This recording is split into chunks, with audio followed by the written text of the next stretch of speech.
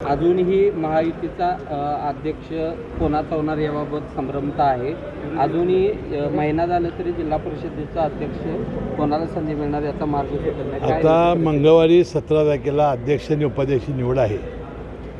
अजून 5-6 दिवस अवकाश आहे.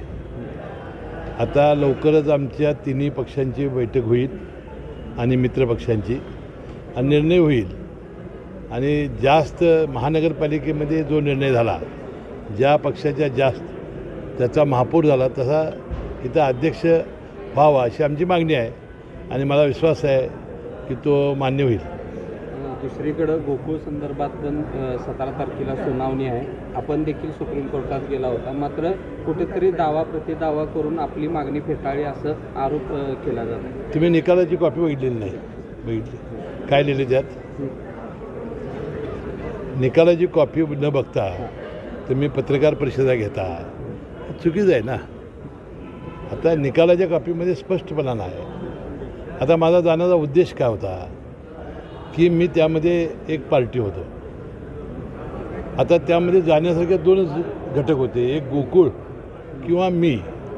कारण सुप्रीम हायकोर्टाच्या बेंचमध्ये ज्या पद्धतीनं त्याची सुनावणी झाली त्यामध्ये बिनतारखेच्या माझ्या पत्राचा उल्लेख झालेला होता आणि मी लंपी आजारामुळं या राज्यातल्या, मी काही संस्थाची नावं घालून दिली नव्हती, राज्यातल्या दूध संस्था या 50 लिटरची अट दुधाची पूर्ण करू शकणार नाहीत आणि विनाकारण त्या अवसायाला जातील आणि शेतकऱ्यांना नुकसान होईल, म्हणून स्थगिती द्यावी अशी विनंती मी विखे पाटील दुग्ध विकास मंत्री तत्कालीन यांना केली होती. त्यांनी तात्काळ त्याला स्थगिती दिली होती. त्यांनी ऑर्डर देताना तारीख घातली नव्हती. दोघांच्याही तारखा या अनावधानं राहिलेल्या होत्या. परंतु ज्याच्या आधारे त्या सचिवांनी जो आदेश काढला जॉईंट रजिस्ट्रारला, त्याच्यामुळं ह्या ज्या संस्थेला स्थगिती मिळाली त्या जॉईंट रजिस्ट्रारच्या पत्रावर तारखा होत्या. आणि मग ह्या 1200 संस्थांचं त्यांनी अनेक माहिती दिलेली आहे. सगळ्यात दूध पूर्ण करणाऱ्या संस्था आहेत, फार जुन्या संस्था आहेत एक एक, आणि ही नावं आल्यामुळं त्यांच्यावर अन्याय होणे या एका चांगल्या हेतूनं मी सर्वोच्च न्यायालयात गेलो आणि सर्वोच्च न्यायालयाचा मी आभारी आहे की त्यांनी माझ्या पिटिशनमध्ये मी अपील जे केलं होतं त्यातील सगळ्या मुद्दे या बेंचनी विचारार्थ घ्यावेत. मला आशा आहे की या सगळ्या मुद्द्यांचा हे बेंच विचारात घेईल. न्यायालयामधल्या गोष्टीवर मतप्रदर्शन करायचं नसतं आणि मला वाटतं त्या पद्धतीनं योग्य तो न्याय मिळेल. खरं तर काही वेळापूर्वी रोहित पवारांनी एक ट्विट केलेलं आहे, ज्याच्यामध्ये म्हटलं आहे की यामध्ये BSR कंपनीचे जे मालक आहेत VK सिंग यांनी सद्यस्थितीला आपल्या मर्जीतील काही अधिकाऱ्यांना हाताशी धरून जे FDR मशीन आहे ब्लॅक बॉक्समधलं, त्याचा काही भाग आहे तो एडिट करण्यासाठी खरं तर एडिट करत असल्याची माहिती जी आहे ती पुढे आलेली आहे. काय नेमकं या संदर्भात? आम्ही राष्ट्रवादी काँग्रेस पक्षाचे सर्व नेतेमंडळीने, उपमुख्यमंत्री सुनेत्रा पवार वहिनी, प्रफुल्लभाई पटेल, सुनील तटकरे साहेब प्रदेशाध्यक्ष, आम्ही सगळे सर्व आमदार लोक यांनी मुख्यमंत्र्यांना या अपघाताचा तपास CBIकडे सोपवावा अशी मागणी केलेली आहे. मला विश्वास आहे की आता CIDचा तपास सुरू आहे.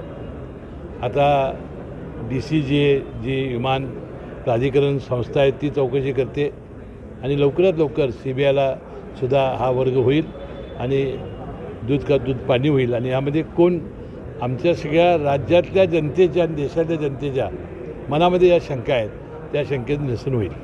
पण कुठेतरी या सगळ्यात रोहित पवार अनेक खुलासे करत आहेत, अनेक दावे देखील केले आणि पुरावे देखील देत आहेत, तरीसुद्धा कुठेतरी दखल घेतली जात नाही. तात्काळ त्याची दखल घेतली जाईल.